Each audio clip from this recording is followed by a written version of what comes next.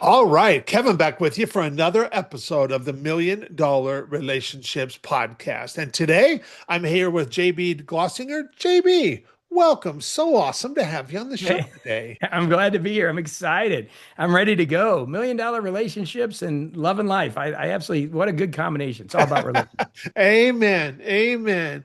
And but before we get rolling, I want to give a shout out to Brianna and the whole team actually over at Interview Valet because without them and the work that those guys are doing, you and I, JB, we might not have even met. And No, yeah, and Tom's a great guy over there. The whole team's yeah. great. Liz, everybody, they got a great group of people. Yes, they do. And now every time I get an email from Brianna, because she has introduced me to some amazing guests for this So, podcast over the last few years. And so now every time I get an email from her, I'm like, you know what? I don't know what's going to be in here, but it's probably going to be really good. And it's cool when you got somebody where you just look forward to their emails like that. And so it's weird. It's rare in today's world, it's right? it It's rare. totally I mean, if is. you Yeah. learn anything about marketing, that's what we should all learn. Send only when you have value. Yes. Amen. Amen. Brian Kurtz taught me that a long time ago. Really, Brian, one of the greatest people out there. Brian's Oh, awesome. Brian is such a good guy. Brian is, yes, yes. I've known Brian for years. I Yeah. actually met Brian. Oh my gosh, it would have been, I don't know how long ago, probably 25, 26 years ago, when I used to own a carpet cleaning and restoration business. And Joe Polish had invited Brian to come speak at a seminar for the cleaning and restoration industry. And That's some old school stuff because that's Joe's background too. I love it. And I love Brian. I mean, he's an umpire, baseball guy. So it was, yes, back yeah, in the day, that was his love, his passion. So no, but he yeah. taught me that. Honestly, I give Brian credit where credit is due. He's been a great communicator in that copy world. And it was, hey, one thing, if we take one thing away from today, we got a lesson from Brian, right? That's Send right. email, like Interview Valet does that, you're excited to read that email. You Yeah. do that, your list is going to be 100% better. Absolutely. Absolutely. Well, you know what? I'll just start off with a nice, simple question to kick things off here with you, JB. What do you do and who do you serve? I've been with Morning Coach for 21 years. I'm a coach. I fought that label for a long time, just because it's just the industry is not regulated. It's kind of an ugly industry. There's a lot of hypey stuff out there, and so I always fought that. But now I've kind of accepted that, and we built systems, and it's taken 21 years. And I have a new book, Get It Done Now, that's doing really good out there. And it's Okay. funny because I always like David Allen's work, but I never really follow his work. This is my fifth real book. It's my total system. But what's interesting is David Allen wrote Getting Things Done years ago. Yep. And he published that when he was 55 years old after 20 years of being, building his system. And I never knew this. And so here I'm a year 21, really on the same pattern. He actually worked with Lockheed. I've got some stuff going on with that company. It was really what a path. Like, so it was awesome. And then after 3 years, that system really took off. And that's where I'm at. 21 years and our systems are really starting to take off. So we're kind of, following David Allen's pathway and I didn't even realize it. So thank Wow. you, David, if you're watching this. Yeah. Well, congratulations on that. Well, so JB, what inspires you most about the work you get to do and the impact you get to make?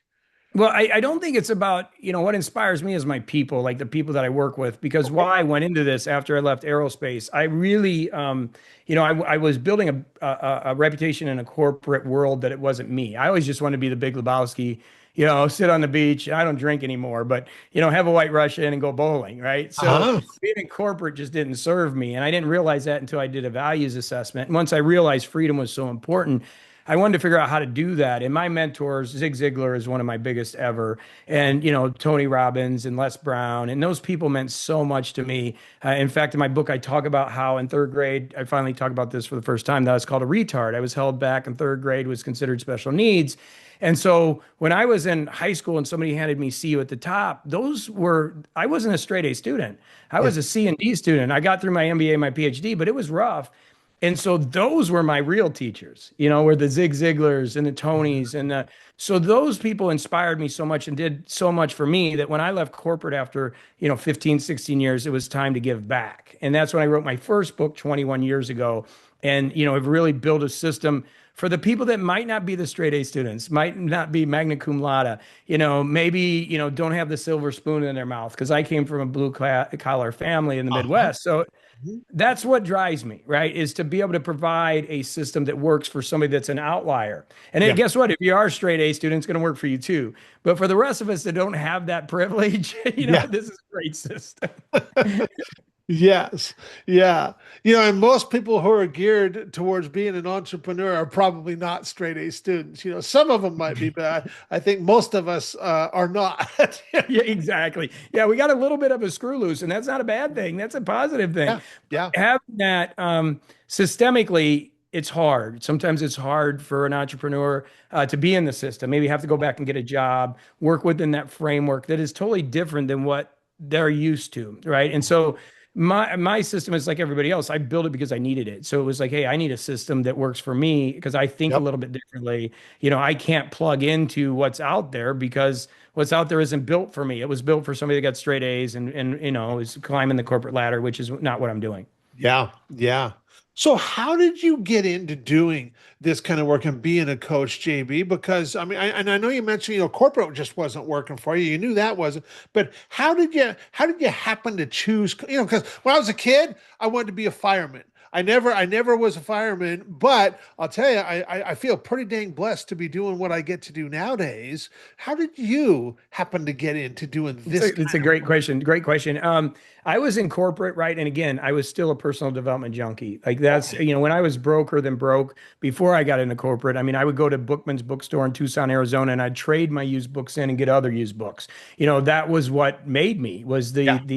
these books. And so I always, it was just in me. Like I used to coach football. So that was, I had that inherently in me, but there was always this idea of, wow, I looked at like Zig. Zig was such a huge influence on me. So it's like Zig Ziglar, he sold pots and pans, and here I was selling perfume on the street and then worked my way up to selling aircraft.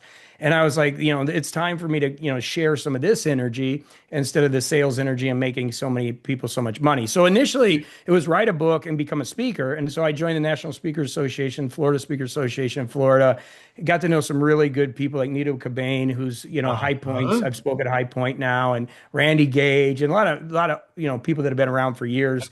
And so I wrote my book and started speaking. And then I realized I didn't want to be a speaker because I wanted to be on the road 300 times a year. Once you really meet professional speakers, I'm an introvert. I don't Yeah. want to be, I like on being on stage. I've been up to 10,000 people, but I don't like I don't want to be on the road all the time Okay. in front of Okay. people. And so the natural progression was a buddy of mine, it's funny, a buddy of mine said, why don't you do something in the morning or do some type of messaging? And so I went and searched on the internet and found morningcoach.com.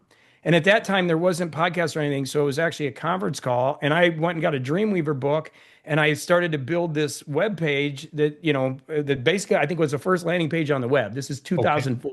And Okay. it would say, give me your email on your phone number, or give me your email. I'll send you 800 number you can call into. And people used to call in the freeconferencecall.com. So I would go on MySpace, this is how old this is, send people to morningcoach.com, found the URL in Alta Vista or whatever. And I would send people there to this one page, horrible, kind of landing page. And they would give me their email and they get an email to the conference call.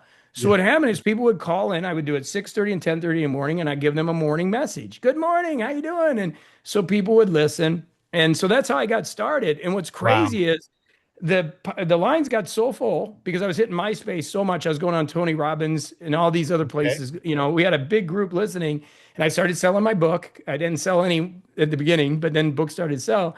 And what was crazy is all of a sudden there was this podcast thing. I was searching, like, I got to figure out how to get this message out. Like, it's not working. And that's how I started recording the conference line by the phone. This was the first podcast. And I'll tell you a funny story. And I used to put the phone here and you could hear the people and you could hear me. And then I would put that up on iTunes. It was one of the first podcasts ever. And what's funny, those first episodes, somebody would actually, you'd hear a tink and a stream, somebody actually go to the bathroom. And so you would be hearing them and I would be like, I would get emails after like, hey, JB, somebody who was going to the bathroom. So there was no editing. There was no intro or exit. It was just straight crewed up. And then in 2006, I believe it was Christmas of 2006, I was probably 100 episodes in, and iTunes featured it. Somebody as Apple was listening. Front page, I went top 25 in the world uh, Wow. at the beginning. Yeah, I beat Oprah and Ellen. That was my claim to fame. And from 2005 to 2009, I was number one every day in personal development. I was top 25 in the world, but I Wow. wasn't making any money.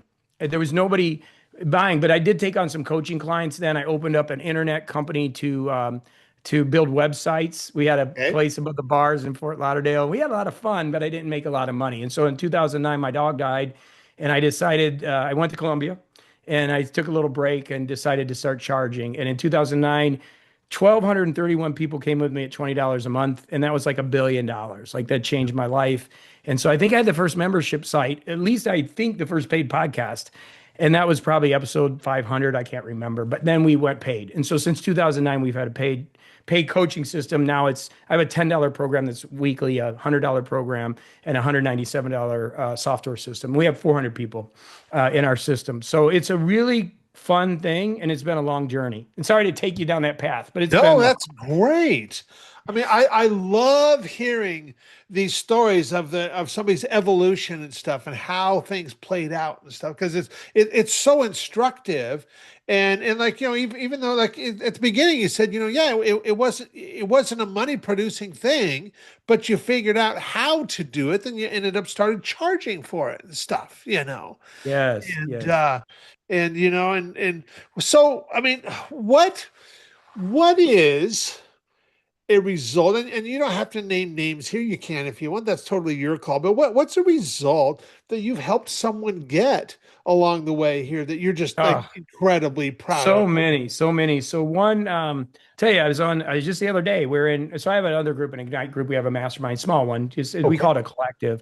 And this gentleman, Jurgen, won't mind me saying this, but he was talking about his first 3 years with me. So the first year, his wife said, "What are you doing? Why are you listening to this guy in the morning? This is insane. Like, I don't get what it is." And Jurgen's like, "I'm giving it a chance." He's a German engineer out of Germany, and he Okay. said, "JB," and he goes, she thought I was kind of weird, didn't know what it was. And second year, she's like, "Yeah, this is okay." But the third year, she came in, and this is somebody that he was almost having a heart attack. He was so stressed out, his projects. He's a software consultant engineer, so he's got so much on his plate. By using the systems, he was able to kind of reduce all that stress and get some organization financially and Okay. his wife. But the most important thing, he goes, it didn't happen the first year, the second year, but I stuck with it. And he goes, the third year, she came in and she gave me a hug. She goes, "I don't know what this guy is or what you're doing, but I really appreciate the man you've become." Wow. And that's all I was in tears. I'll be Yeah. honest. I mean, Yeah. when I hear that, it's like, I don't even care if I help one other person. I mean, I do, but that's what I do it for. Yeah. And, when you've worked and struggled for 21 years, as you know, anybody that's an entrepreneur, some years are good, some years are bad. Yeah. Yeah. COVID was really hard on us. I mean, we've had a lot of ups and downs. It just makes everything worth it. And, Yeah. my new book's got all 5-star reviews. I'm waiting for that number one, that 1 star, but everybody's review, and it's just such a blessing. And when you work so hard to put systems together, it's just really an honor to have that type of feedback. And I could go on and on and on. And it warms my heart because that's what Zig did for me. That's what Les Brown did for me, and it's nice to see that now I'm doing that. And I'll tell you what, a funny belief that I had for years is I used to have a belief, I got it a little bit now, but I used to have a belief that if I didn't have gray hair, nobody would listen to me. Ah, Can ah, that believe that? Because most of my mentors were older, and and had so gray now I got a hair. little gray hair. So I'm there. Gonna be Yeah. 57 this month. So now I'm finally there. So now I can have that success. There you finally, right? Finally. Yeah, the gray hair is coming out. Yes, yes.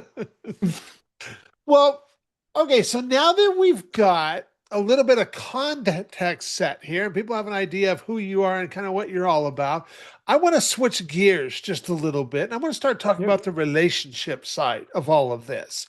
So, have you ever been introduced to a person or persons who completely changed the course of your life or your business, so much so that much of what you have today would not be possible if not for this person or persons? And I'm just really excited to hear your story and your experience around this topic of relationships, JB.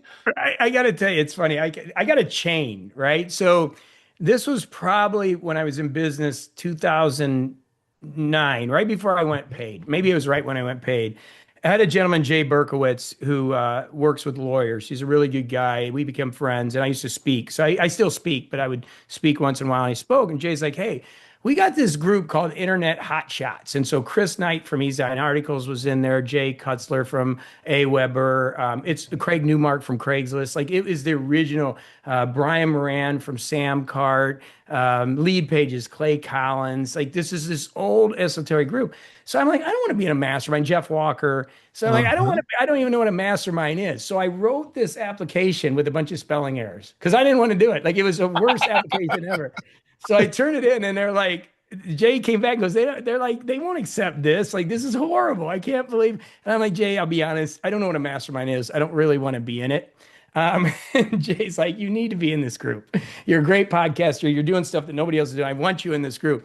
So he ended up rewriting my application. I didn't even know it and sent it in, and they accepted me. And it's like, hey, you got to come to the Denver meeting. I'm like, oh no. So I ended up going and became really close with a lot of people. You know, Chris Knight, I'm still great friends with so many of that group. And then I realized the power of masterminds. And Jeff said, hey, we come to speak at mine. So here's the change. So I went and spoke to Jeff's. And for 2 years, I'm like, I'm not joining your group. Like, I'm not, but everybody was hounding me, like, you got to join, you got to join. And so Jeff at the time was like 15,000. This is like when he first started. I called him 2 years later. I said, Jeff, I think I'm going to join. He goes, okay, it's 40,000. I'm like, you can't give me a break. He's like, no, it's 40,000. So I joined Jeff's mastermind and the chain continues. So in there, I sit next to Reed Tracy. So Reed and me kind of get close. Like Reed's the CEO of Hay House. So Reed we have a great relationship. We're talking to Reed's like, after, how masterminds there, 3, 4, 5 meetings, like, you need to write a book for us. So I ended up writing a Sacred Six book. And in that time, he introduces a meme to my mentor, who's Wayne Dyer. So Reed, Tracy, and Wayne Dyer are best friends. So taking this chain all the way through, I go to Fort Lauderdale while Wayne's speaking, 10,000 people. Reed calls me on stage. This is it, kind of when Wayne's starting to get a little older, and I was able to tell the story that when I started Morning Coach, I didn't have a lot of material. And so I used to read Wisdom of the Ages. And so it was such an honor to be on stage in front of his entire audience in house and tell how special it was, to have that happen with Wayne Dyer. And so that whole thread came from Jay, right? It was all relationships. And I want to mention one more thing about Wayne before we move, because all this chain happened because of relationships. First time I ever talked to Wayne, he gave me probably the best advice I'd ever gotten. And I called him up, and this is the first time we ever met. And I said, hey, Dr. Dyer. At that time, I called him Dr. Dyer, not Wayne, out of respect, right? And I said, how are you doing? He was in Hawaii at that time. And he said, I'm doing great. He goes, I hear you're doing great. Reed told me some great things. He goes, tell me about your business. I told him a little bit. And he goes, I go, but it's hard, Wayne. Nobody likes really coaching, and it's, not everybody's into personal development. And I'm thinking scale at this time. I'm in my 30s. Let's grow, grow, grow, not where I'm at now. But at that time, I'm thinking my business isn't very big. It needs to get bigger. I got all that imposter syndrome. And Wayne says, the line went quiet. Now, I have massive respect for this man. This is somebody that's one of my peers, but yet has done so much. And so I'm there on the lines, and it gets quiet. And I'm like, did I piss off Wayne Dyer? Did I just make him mad? Oh my gosh, what happened here? And that silence was about a minute. And he goes, JB, I just want to tell you, it's never been hard for me. And that lesson was $1 billion lesson, because what I realized in that moment is this wasn't hard. Like, it was so easy. Like, it literally, my life changed in that moment. So all that chain goes back to Jay Berkowitz. If Jay Berkowitz didn't rewrite that application and send it in, I never would have met the Internet Hotshot group. I never would have met Jeff Walker, who introduced me to Reed Tracy, who then got me on the phone with Wayne Dyer. None of that would have happened. None of that. And so that all happened because of one relationship with one individual that cared more about me than I did about myself, because I didn't understand what masterminds were. Yeah. Wow.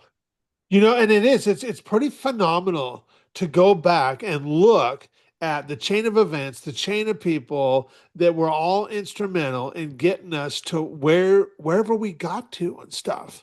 And we realized that, we don't get here alone.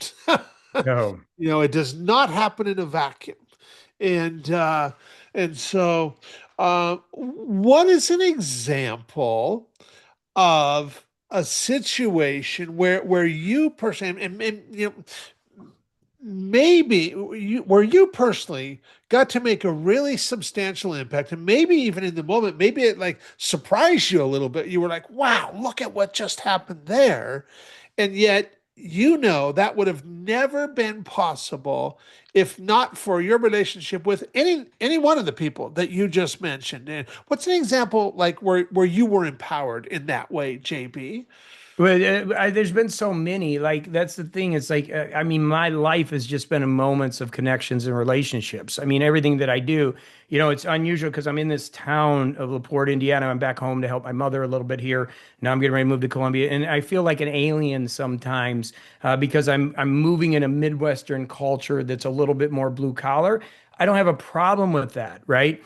But they don't have the knowledge that I've built about relationships and working together and making a difference in each other's lives and being around those entrepreneurs or those masterminds, right? So it's been a blessing to open some people up, but it's also really challenging. I think some of us have a little bit of an issue when you get into the general population when we're trying to connect and love and help and move the needle forward, and then the right people get it but the wrong people don't. Yeah. So it actually leads to a little isolation. I don't know if we're going the right direction with that, but I felt I needed to talk about that because I think people that are listening or watching, you have to realize that sometimes we are different and different isn't bad. Yeah. It makes it hard sometimes when we understand the power of those relationships and connections Yeah. and the love, like that's all I'll say what it is. And you get in the general population and it's more of a transactional Yeah. situation. So for me, I think the big thing that whole kind of gist goes to is I help people that really are non-transactional, but I Okay. do find a lot of people are transactional. Uh-huh. Yeah. Yeah. And what if when so let me ask you this, since you've experienced both, because the people who are transactional, they're wanting to do what they do because they want to see the financial result or what have you from that and stuff. But what has been your experience with the people who are not transactional that way, where they're focused more on maybe like transformation, you know? Yeah, well, and I think, let's be honest, we all have transaction in our brain. I mean, I'm not going to just discredit, hey, I Totally. met you, and you know what I mean? But I think it needs to be secondary to the relationship. It Yeah. needs to be transformative. It's got to be, this is what we're doing together. This is what because at the end of the day, there's value in everything you do. I coach, I charge. I'm not going to do that for free. I am coaching a group of runners for free at the local YMCA. That's just a give back. That's philanthropic. But my business has to be transactional. I'm Yeah. sorry, it has to be. But Yeah. at the end of the day, you've also got to have that connection first of what the value is. And I think that's the difference. Like it's giving versus taking. And Yes. that's the big issue. As long as you're in a relationship and you understand that, I think for me, what has hurt me the most from people in like I had a mastermind that was $1 million a year. I had the person that I brought in to help me kind of work behind my back, and he was charging 8 of the people in the group $5,000 a month to coach them without my knowledge. And Okay. so I found that out, and he was doing it transactionally, where if he'd have just talked to me Yeah. and had a conversation, we could have worked something out and made it work. Instead, I had to shut the whole thing down. So it killed him and killed me because I could not, with integrity, run a group that people felt vulnerable and then were getting sold to, Yeah. right, in that group. So I had to shut it down. So in that situation, that person became so transactional that they were making 40,000 a month, which is a heck of a lot of money based off of my systems. And I didn't even realize it, even though people were screaming, my assistant and a few people in the group, hey, he's selling at lunch. You need to get him out. You need to do this. And again, I'm going to take the blame, not him. Yeah. But the idea, the concept is I made the mistake of letting somebody that's totally transactional into my world Yeah. instead of vetting them, right? And again, transaction can be a part of it, but it Yep. can't be everything. Yeah. Yeah. Totally. Totally.